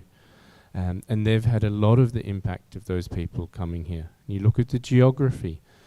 The people come across Europe from east to west, where the last place they can go before they run into the Atlantic Ocean. So once again, there's nothing we can do about that. We can't move Ireland somewhere else.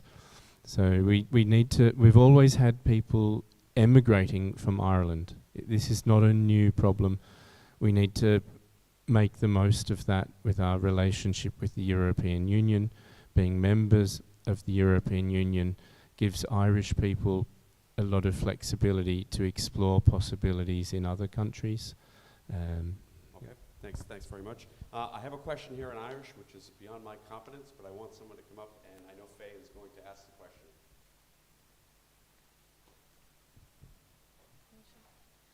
So tá sais gá héh don ceisio agus ba amagah chun an ceisio a ragart in Gaeilge agus Merla. So there's sort of two sides to this question, and you will have time to answer in Irish and in English. So is Ulscoil gá hangach í Ulscoil na Gaillimhe agus an tain Ulscoil gá hangach sa tír seo. Le cúpla seach na nuas tá bhar litir ag teach tríd an duras an seo sa chathair, níl aon cí as Gaeilge feici againn nó fiú chuige fangéid Gaeilge iontu.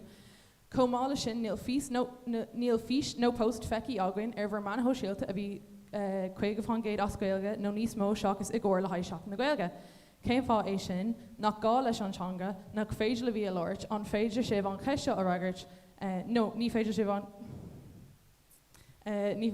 well, tá gon dul tríd sin bhim tom ach anis an nuas sin deisig chunar na Gaeilge listed in na héileh atá uthú don hirirthirí don Parliament na Hurpa, so is iad na galtanas atá uthú nó go leireoidh gach iarthar Gaeilge go réalta agus mar gnáchleachtas sa Parliament nó mar bhfuil iarthar compórdaigh le caidan a gcuid Gaeilge gur hí siad fiabhas ar hí chuna cinú go mbeadh dóchan Gaeilge acu chun an ádaíocht chi a dhéanamh ar phobal ortha na Gaeilge. Gimbeadh sé mar tusaíocht ag gach iarthar go níor bhóta nua i Parliament na Hurpa modula solarthar atseangóireachta Gaeilge sa Parliament hain chun deire a chur leis an méilú ar thóláthar na hirbhísí agus a cinú go máthair aon bhac a bheith roimh atseangaí le Gaeilge osú gan mul agus mbeadh takeíocht Herbert na Gaeilge ag chlóracha Aontasúrpa agus takeíocht agad dagirtaí Gaeilge agus Gaeltachta na hoci hivéalta mar tusaíocht ag gach iarthar. So the University of Galway is a bilingual university and the only bilingual university in the country.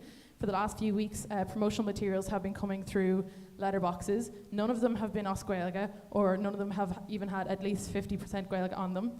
As well as that, there have been no videos or posts seen on the social media with 50% Irish anymore, except for during Seach na Gaeilge. Why is that? Are you not bothering with the language? Are you not able to speak it? And then as well as that, Conor na Gaeilge have published a list of commitments that they are seeking for the Irish language and the Gaeltacht from candidates for the European Parliament. There are three promises that they're after, so that's that each candidate will speak Irish regularly and as common practice in the Parliament, or if a candidate is not comfortable with their standard of Irish, that they will improve their level of Irish to ensure that they will have sufficient Irish to appropriately represent the Irish-speaking community, that each candidate will prioritise a new vote in the European Parliament regarding the provision of Irish interpretation in the Parliament itself to end the derogation on the provision of this service and to ensure without delay the removal of any barriers to employing interpreters with Irish, and that each candidate will prioritise support for Irish language development across EU programmes and financial support for Irish language and Gaeltacht civil society organisations. So you can answer in English or Irish. Yeah. Okay, so they're looking for some commitments about the Irish language, and long and short of it is, I'll start with you. Quickly, everyone quickly. Yeah, I think I am going to be the fastest answer, so I have a confession to make. I haven't learned Irish yet. I started learning German when I was about 30. I also learned some French, and I will commit to improve my level of Irish from nothing to something above nothing. But I do think it's really important. Having lived in other countries where there's a lot of pressure to use English, the internet puts pressure on every country. I feel this is even more important for us than it is anywhere else, because we're only a small population. So I'm just as committed to the Irish language as people who speak Irish more than me. Okay, thanks very much. Yeah, I don't have much Irish myself. I do see the value in the language. I see that it's a bedrock of sort of culture and stuff. I see the Irish language movement in the north, for example, and the importance that people derive from that. So absolutely, I mean, if I was a representative of people, actually, I'm not going to say I would definitely learn the language, because I'm not sure how much time I would have to do that. I'm not going to make false promises, but I would promise that I would meet with people who are passionate about the language and see how I could pursue, push that along and learn maybe from people, because I don't know enough about it. Okay. Fergal? Yeah, look, I got the email from Conan Gaeilge and I responded positively. My Irish is kind of maybe like some Irish people. I learnt it in school. I've kind of lost it since. I'm trying to get better before ever this happened to help my kids with their homework. So I've committed to trying to improve. I've committed to the the other requirements in the Conor na Gaeilge email around if I was elected around the EU and translation and in relation to making an effort to use it. So you're kind of pushing an open door. I love the Irish language, but I'm not good enough at it. I mean, on the leaflet, this mightn't seem like an adequate explanation, but the leaflet that went out to everybody through An Post was a centralised leaflet. It was you had no choice in terms of the different versions of it, and you were under fierce pressure around the number of words on it to try and get your message across, and that was going to everybody. I have used some Irish in my local leaflet in the local elections, a small amount, a couple of words, nothing major. So I suppose I'm committing to being better in relation to it. But there's no issue about my love or commitment to it. I'm just not good at it. Okay, Rory. Yeah, tá brónarm ach níl ag labhairt an Gaeilge tám, what is it, often, and táirm go minic, that's it, yeah. Táirm try harder go donna, and I would take on to work harder on my Irish my Gaeilge, because I too love the language and love where we are from and the culture, but I would think I am a product of a education system that did not teach Irish in a way that got us to love it and that got us to be able to speak it in a conversational basis. And there's still a stigma around, because I know I've a huge vocabulary in Irish and there's words that come to me, but there's a stigma, I feel, not in terms of anyone in purpose, but there's a lack of confidence around being able to speak in a sort of mixed way, and I know that's a challenge as well. But I would completely support the Conor na Gaeilge requests, and I would, if elected to the Parliament, absolutely commit to bringing my Irish up to a standard where I would be able to speak it in the Parliament. So tá brónarm for that. Okay, Stephen. Fiona Hosserm, Curran Mike Micro. I don't speak Irish, but I have always been fighting for Irish culture abroad. I created the very first Irish and Celtic cultural festival in Barcelona called El Fela. Was there for 10 years. As integral part of that festival was Irish language, and we promoted events throughout that 10 years of teaching people how to learn Irish. Gaelic football. I've been at the heart of Gaelic football in the European context since its seminal moment back in 2010, and that has now grown into a massively powerful thing. So Conor na Gaeilge, I've had direct dealings with Conor na Gaeilge in the past with my work with El Fela, and I've been actively working with El Fela. Where I sit on the treaty language and on the translations within the EU, sometimes I flip-flop on that because there are so many resources. I'm very attuned to all the languages in Europe. I live in Barcelona for a big part of the year. That's Catalan. Catalan is the front line of their language, and there's 7 million people that speak it every day. So they are minority languages, and there's many of them. So it is a massive issue and a kind of a logistical issue for the EU, and I think there needs to be a sober, realistic conversation about the amount of money. I'm so delighted. I wish I grew up in a place with when I was doing. I totally concur with that. Irish was taught so badly in Ireland, and for my 13 years of Irish, it was hell. But it wasn't hell. I loved it. But you got my friends are Keela. I'm a huge part of Irish culture within Ireland, and I'm Irish arts. That's what I do, and that's my main bag for the last 35 years. So I'm certainly down with the Irish language. Okay. I hope that's. Thanks very much, Lisa. Gurmah agus asan get agus Tarbrónam nach bhfuil mo chuid Gaeilge gama. I had a similar experience in school. I went to an all-Irish secondary school actually, but was put into the pass class immediately because I wasn't fluent when I started. So that kind of didn't set me on the best train. But absolutely, I think tá Anchanga Gohintag agus Tábhachtach, and we need to protect it. And I would absolutely commit to doing my best to speak a cúpla focal in the Parliament and try and improve on that. I actually did a Conor na Gaeilge course a couple of years ago, but it just didn't go into my head. I tried my best and I found it difficult, and I think perhaps that method of teaching just didn't work. Languages were never my strongest point, and I think I need to maybe look at a different way of trying to learn it, being quite honest, for me anyways. I don't feel quite as bad for not knowing Irish at this stage. Now we just have to, what we're going to do is kick it to the audience. We have about 10 minutes for audience questions, and I'm going to give everyone 60 seconds to make a closing statement. But I want to go to the audience for questions, and big point on the questions.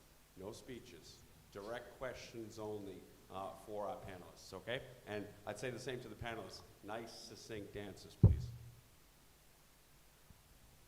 If there's no one else, I'm going to jump very quick. I'll jump quickly and go straight to you. So this is my personal, it's a question personal to me. It's not to do with my own role. It's about digging into that agriculture question. I come from a very rural part of Mayo, and I feel, I grew up on a small farm. I'm not going to go into it, but I think the question is, European Parliament has a very big part to play in agricultural policy. More than 70% of our policy in this country is decided in Brussels. How will you represent and stand up for the small and medium farmer and ensure that their interests are represented in the just transition? Because at the minute, I don't think it's being done. So very quickly, and I think it'll be insulting to the people, the farmers that are being impacted by this, if you go over the 60 seconds, how will you ensure that small and medium farmers are treated well in that just transition and the Green Deal? Yeah, thank you. So in 60 seconds, the next European budget will be decided in 2027. The CAP budget will come out of that. As a member state that's highly regarded in terms of agriculture, we need to advocate with other like-minded member states to make sure the CAP is properly funded. We then need to look at simplifying the CAP because there's a lot of red tape in terms of the schemes. For rural farmers, small farmers, convergence needs to happen 100% because that puts money back in small farmers' pockets. And I think we have to properly fund a just transition. And where there are environmental measures, I believe there should be another pillar under CAP specifically for environmental measures so that farmers are properly paid and recognised for the work that they do in terms of environmental things. And one final point, farmers have been farming good nature for decades. Intergenerational knowledge needs to be acknowledged. I believe in this, in the transition. It's vital that we have a just transition. It's a little bit of a catchphrase that's thrown around there.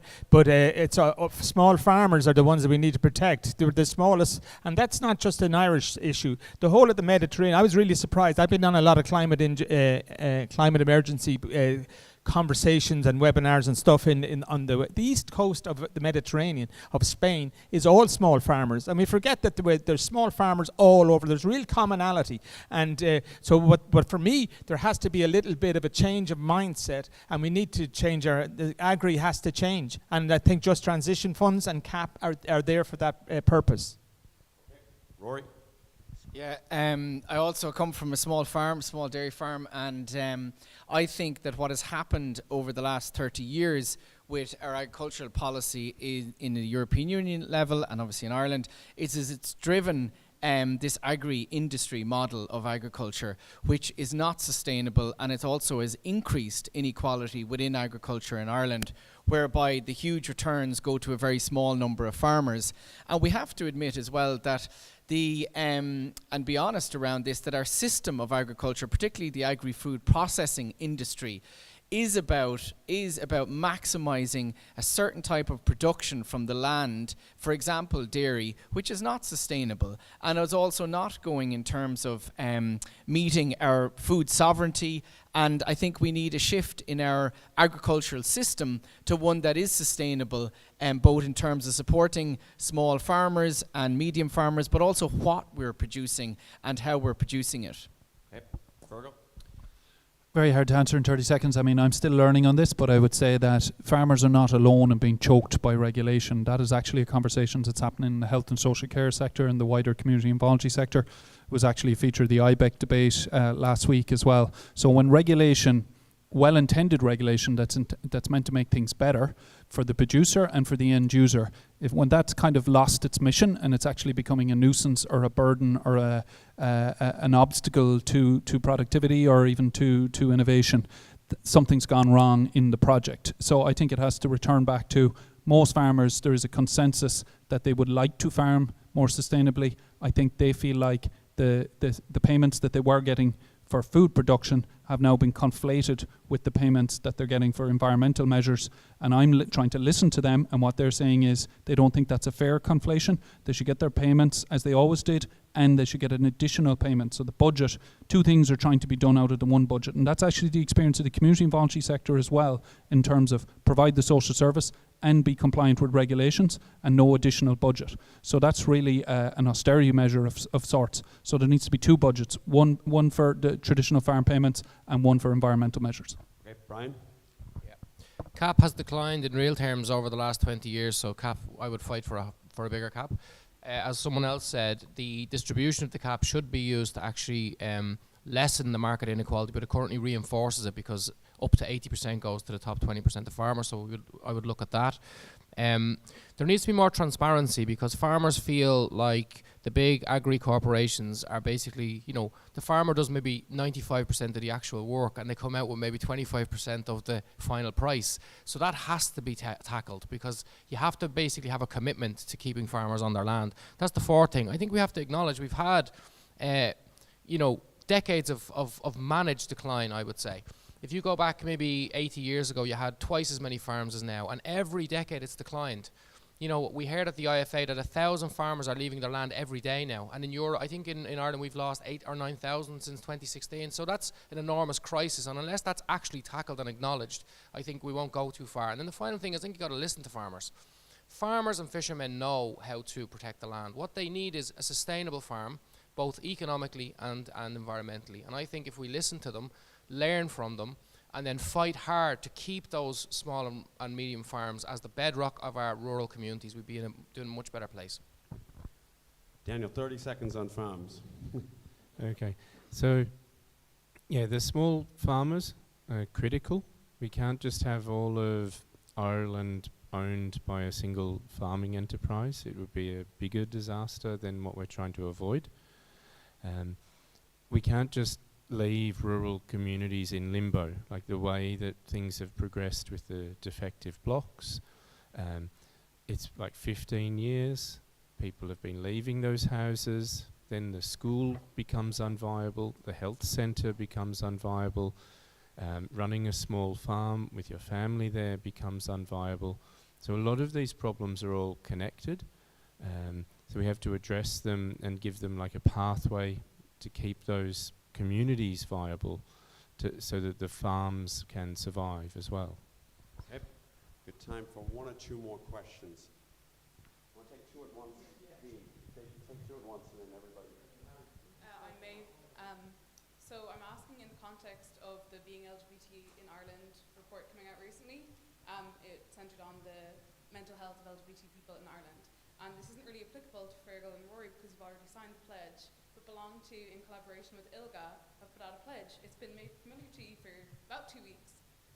So it's asking you to commit to protect LGBT rights in the European Parliament. So I'm asking those who haven't signed, why? Because this report revealed that LGBT mental health is significantly worse than the general population, and it's really impacting much younger young adults and stuff. And I just want to ask why you haven't committed to it, because I know that it should have been made familiar to you, because I work and belong to, I know who it's gone out to, so I'd like to know why. Thank you. Max Kelly from the Galway Advertiser. You're all standing as candidates to be regional representatives. One of the big regional issues our readers are constantly writing to us about is the Galway Ring Road. Proponents say it's an important piece of regional infrastructure. Opponents say it will increase our carbon emissions. Where do you stand on the Galway outer city bypass? There's one more question, I think, is there? Yeah. Last question. We've got 3 coming at you, so be ready. Yeah, I just quickly want to ask. I was mentioned at the beginning of the conference or the hustings here. In the European Union, what will you do to advance Palestinian liberation? And what's your position on Ursula von der Leyen's ruling over the Commission on the issue? What actions will you do to ensure, I suppose, yeah. Oh, past one, sorry, apologies. Yep.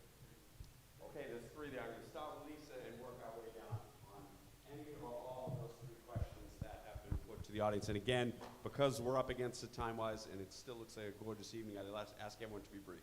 Yeah, thank you, Larry. Maeve, thank you for your question. I must have just missed the email. I will sign the pledge. I've no difficulty there, and absolutely committed to protecting the mental health and advocating for the rights of the LGBT community. Absolutely. So I'll go back over the emails. There's a lot of stuff coming in, so it's just in the middle of the campaign. I probably just got missed, but my apologies for that.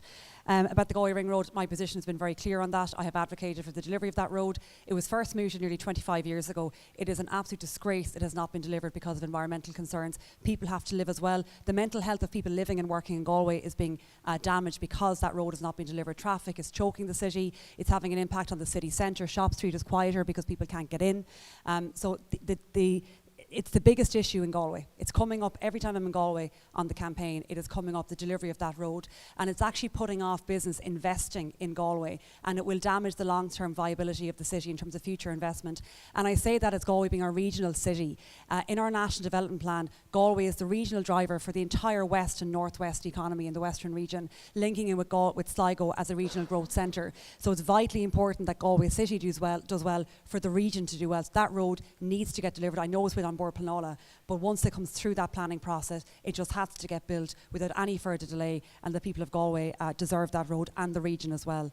And then in terms of the final question around Palestine and Ursula von der Leyen, I welcome the fact that now we are going to move to recognise Palestine as a state. I think that's long, long overdue. I think what has happened in Gaza is abhorrent. We are heartbroken watching what is a genocide happening to the people of Palestine.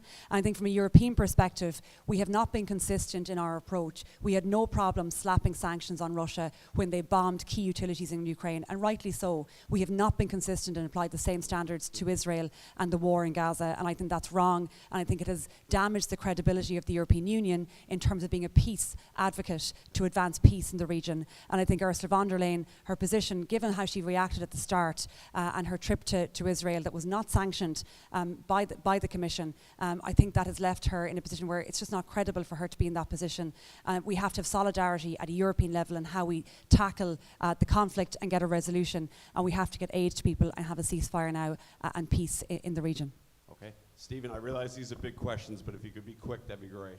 Yeah, well, I'll take them and try and break them down in order. Palestine, absolutely. I ain't voting for von der Leyen. That's a fact. If you put me in there, I won't be voting for her.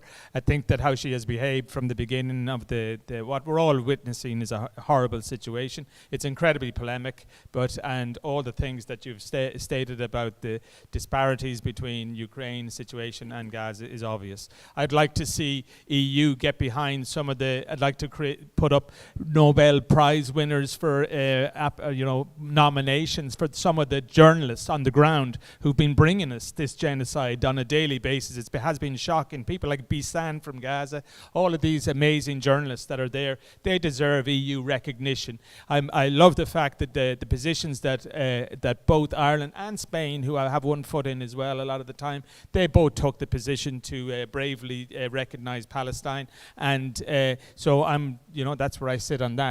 What about the other things were LGBT. I didn't receive the email, but look, I keep going back to what I do. What I do professionally is I'm a comedy promoter. I'm a comedy and music promoter. I've never censored a single. I've had maybe 3,000 productions. I've never ever censored anything in my 35-year career working in the arts. And I'm very, I'm LGBT friendly. I'm all of that, and it's a really important part of who I am. And so, yeah.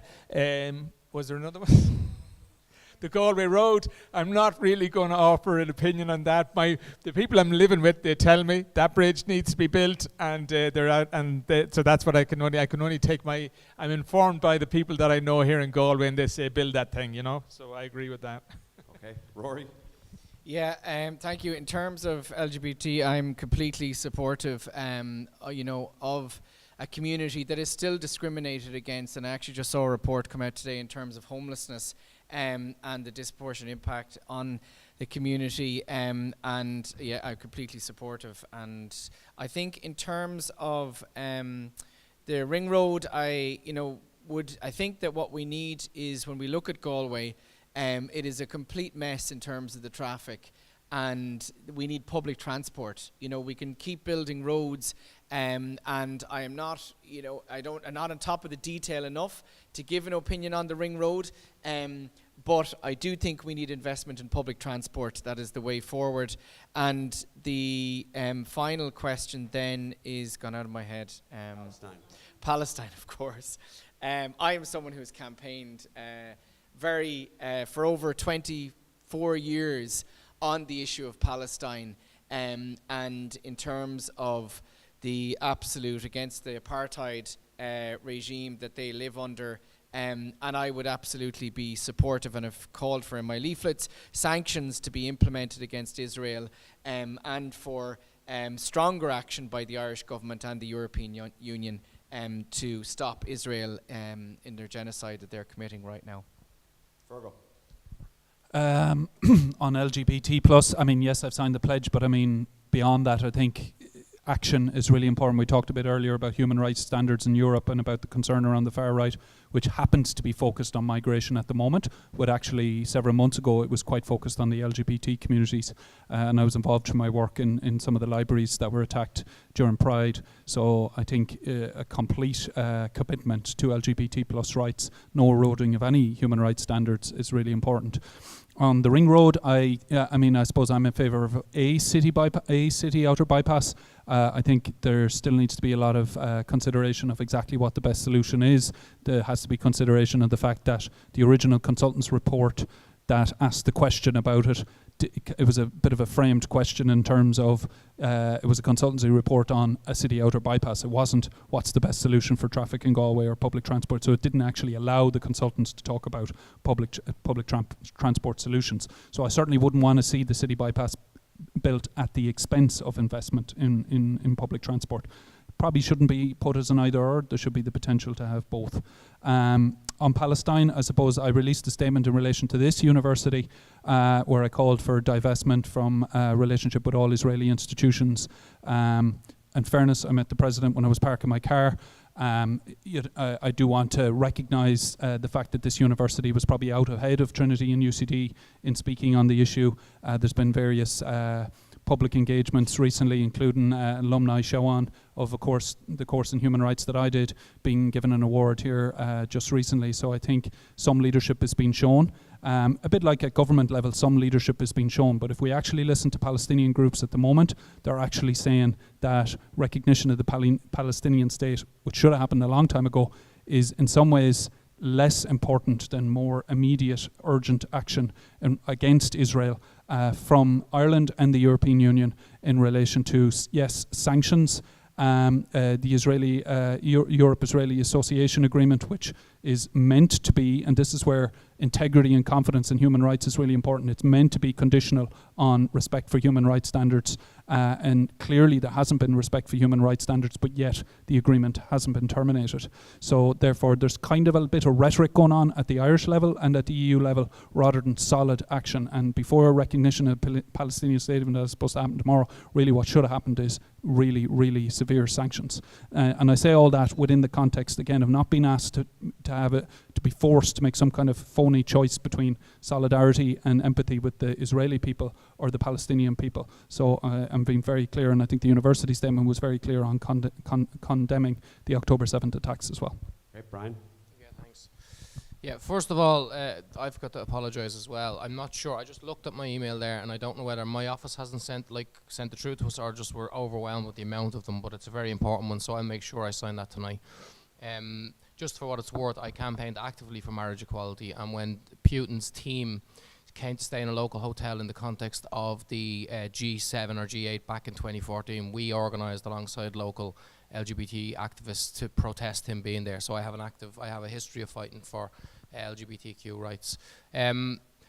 On the question of the ring road, this is one of those questions where you get this Dublin Jackie who comes in and tells everybody in Galway they should keep on driving for an hour around the ring road. And so I'm very slow to do that, but I also do think it's important to nail your colours to the mast at this point, right? We are living in a world where climate emissions are growing. They're way beyond the climate action plan. We've heard that we can't continue to build roads willy-nilly consistently, and that's for true whether it's in Dublin or whether it's in Galway. We need to find better solutions for people. We need grassroots inclusion, but I would say that in my area, right, the Lewis has been transformative because it has allowed people to make the right choice. So you have to allow people to make the right choice by giving them the proper infrastructure, and then people will move. That's the way I think about it. So to my mind, we have to find the money. to do a good infrastructure project, but that's somebody who is relatively ignorant of the issue, and I know that's probably not the most popular answer. That's fine. Sometimes you're not always popular. And then on the Palestine question, look, I was radicalized, I think like Rory as well, back 2003, the Iraq war, we warned that this was going to be a disaster, 1 million people were killed. Sally Rooney said that Palestine is now the most shocking moral catastrophe of our times. You know, and she's absolutely right. We've been campaigning on Palestine for 20 years, like we have on all the issues around social justice in the world. And it's absolutely abhorrent and disgusting to see what's going on. And I think the Irish government, they've used better language than the really, really appalling language of Ursula von der Leyen. But that's not saying much. They haven't done anything. They've allowed a state to murder children all day, every day, dropping bombs on their heads, and they haven't expelled their ambassador. The people who I would look to in this situation would be the likes of Karen Gearing, right? The Dunstars workers who said, you know what, we don't have much power, but we have morals. We are going to stand up for what's right here. The Irish government should have expelled that ambassador out the door. We should break all ties, and we should see the Israeli state exactly like we saw the South African state. It's an apartheid state. It's a terrorist state, and that's not to say, and again, exactly, don't let them hijack the idea that that makes you in some way anti-Semitic. It doesn't at all. What it means is you stand up for universal human rights, and actually, in the end, to my mind, the best solution for everyone, for peace in that region, is a one-state solution where everybody has fundamental human rights looked after, whether they're Jewish, whether they're Christian, whether they're Muslim or whatever. That's the kind of world I would like to see. Okay, thanks. Daniel? So on the ring road and transport in Galway, I think it needs a coherent solution that covers both public transport and road infrastructure and things like the location of new developments of housing and offices and things. It all needs to be agreed together. You can't just cherry pick, oh, we want a road today and then in 5 years we'll talk about a tram. I think you need to have a vision for all of this. And you know, for someone like me, I'd be going to people who are experts on that, on urban planning. I know a number of these people who I've collaborated with in other contexts, and I'd be asking them, how do we do all of this together so that everyone's happy? On the question of Palestine, I mean, it's abominable what's going on there at the moment. I think there's been a failure to plan for this on the part of Ireland and other countries around the world. People talk about sanctions, but you have to remember a lot of the Israelis are dual citizens. They're business people who are both American Israeli, like American Jews, or say British and Israeli, and they can continue to trade through business in another country, even if there are sanctions. So those sanctions might not have exactly the impact that we anticipate. You know, sanctions make big headlines in the newspapers, but they also hurt our exporters at the same time, to the same proportion. So you have to be very careful when talking about that. And I imagine that the Israeli side has anticipated sanctions and sort of protected or planned ahead to survive those sanctions, and they may actually survive them better than we do. And I'm not saying that we should tolerate what they're doing, but I'm just saying we need to be very cautious in how we respond to it. That we've failed to prepare for this to the point that it got to this. And on the final issue, the LGBT and mental health, I think in healthcare in particular, there should be no discrimination against any group, whether someone is LGBT or whether they're from a different race or from a different nationality. Everybody should get the healthcare that they need. On LGBT status in Ireland, I mean, we've taken a lot of steps on that, but we're still not, we haven't gone as far as some other countries. So I'd like to see if I've got your email already. I've seen one email about LGBT issues, so I'd like to check that with you later to see if that is the one that you're asking for people to commit to, and I'd like to read it before giving an answer on what I'm committing to. So. Okay. What I'm going to do now, as I said, closing statements. I'm cutting them now from 60 seconds to 30 seconds. I'm going to start with you, Daniel, and move it down 30 seconds, and I'm going to be tight on this. 30 seconds. So I'd just say, I mean, we've got this national government of 3 parties working together, and we just go from one disaster to the next. So when you're looking at who you send to Europe, you can choose a different group of people. It can't get any worse than what it is. Okay. Thank you. No, you can say it in your own. Yeah, I think we have to be very serious about this, because I do think we have broadly 3 perspectives now. You have mainstream politicians who I would call the extreme centre, who have overseen crises across a whole range of areas in our society. And they've allowed the space to grow for intolerance, division, hatred. The far right, basically, who are, as we've said, are now running around saying, sure, we don't need to worry about the climate because it's a hoax. Right? So the fact that the elites have lied so often to people means that we're living in this disinformation environment, right? That's the truth of it now. People find it difficult to know who to believe. And so I wouldn't put your faith in any one individual MEP. I would say people need to get active in their communities and fight for what they need and fight for what they want. And I think we need a much more democratic Europe, and I don't think any MEP will get that on their own. But if I was elected, I would certainly use that platform to fight for a more social and a more socialist Europe, one that put the people, the needs of people ahead of corporate power, racism and division. Okay, Fergal? Thanks, yeah. I suppose I'd ask that people give a lot of thought to how they're going to vote on June 7th. I suppose my material is there. I'm new to politics, brand new to politics. I'm putting myself out there on the basis of values, first and foremost. What are the types of values that people would like to see represented for Galway and the wider Midwest in the European Parliament on their behalf? Then I'm putting forward, I suppose, the skills and experience that I have over 20 years of public service and social work and community work and family support, and I think they can add value to those values in the European Union. I do think, I mean, I'm not going to go into anything kind of overly divisive, but like there is a choice here between change and maintaining the status quo.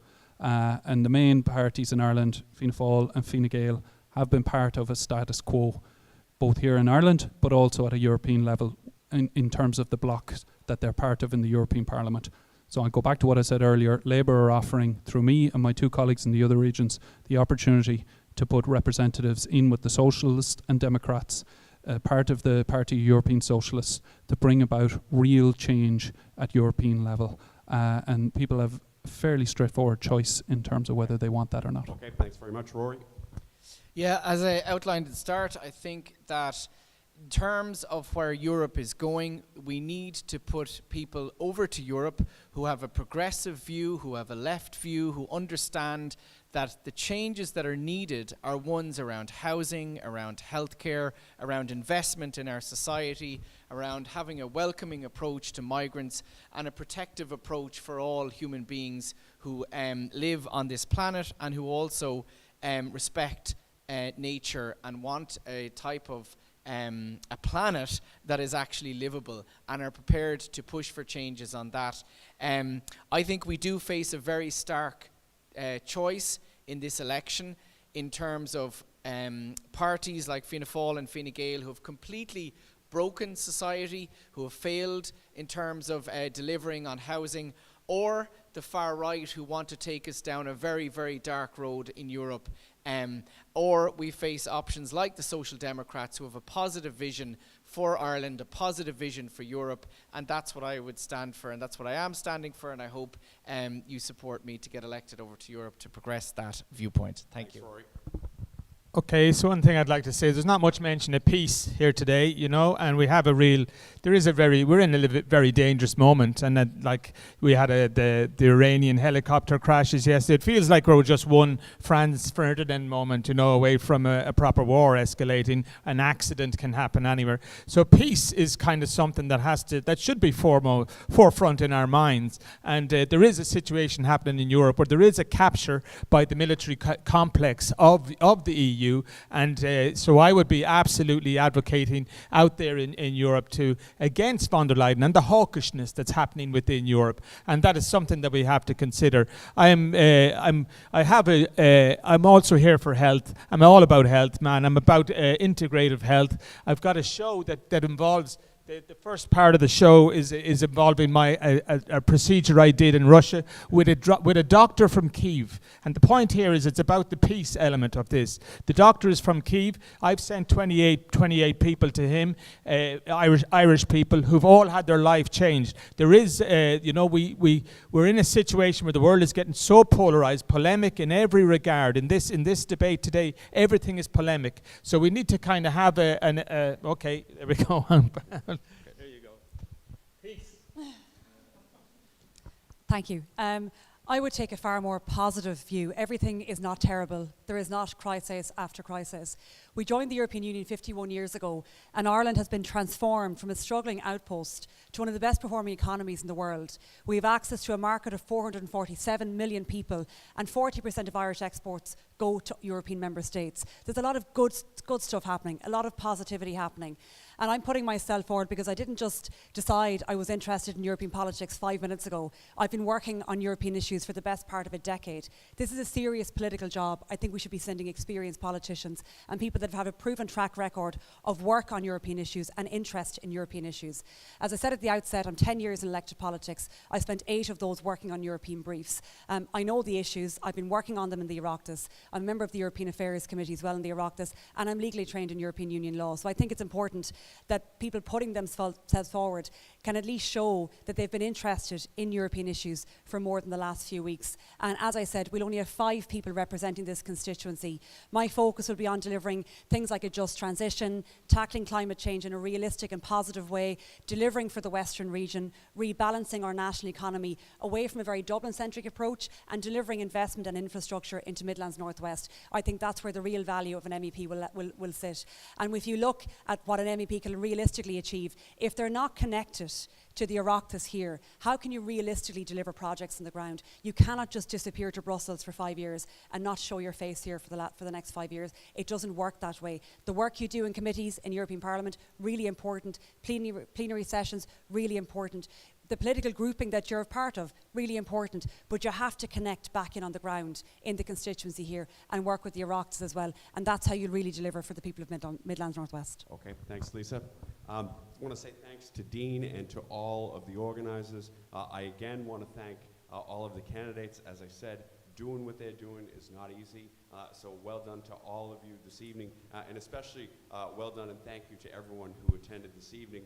And remember, we all have a responsibility on the 7th of June. We've heard from the candidates, we'll hear from others. Your responsibility on the 7th of June is to go out and vote. So thanks very much.